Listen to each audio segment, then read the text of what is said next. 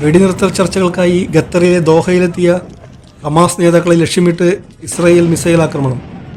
Hamas നേതാക്കളെ വധിച്ചെന്ന് ഇസ്രായേലിൻ്റെ അവകാശവാദം.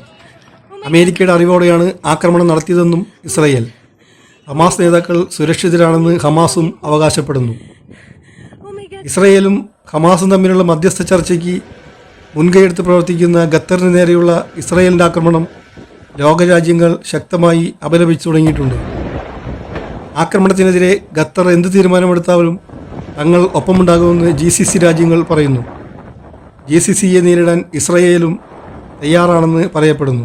ഇത് ഗൾഫ് മേഖലയിൽ കൂടുതൽ സംഘർഷം സൃഷ്ടിക്കുമെന്ന് ഉറപ്പാണ്. ഇസ്രായേൽ ഇനി ഒരു രാജ്യത്തിൻ്റെ മാത്രമല്ല മുഴുവൻ മേഖലയ്ക്കും ഭീഷണിയാണെന്ന് തുർക്കി പ്രതികരിച്ചു. ഇതേസമയം GCC ഇന്ത്യയുമായി ഫ്രീ ട്രേഡ് കരാറിലേക്ക് നീങ്ങുന്നതായി റിപ്പോർട്ടുകൾ പുറത്തുവരുന്നു. ഈ വിഷയത്തിൽ വൈറ്റ് ഹൗസ് ഇതുവരെ പ്രതികരിക്കാത്തതും ലോകരാജ്യങ്ങൾ ശ്രദ്ധയോടെ വീക്ഷിക്കുന്നു. ലോകം മുഴുവൻ ഇപ്പോൾ ഖത്തറിൻ്റെ വാർത്താസമ്മേളനത്തിനായി കാത്തിരിക്കുകയാണ്.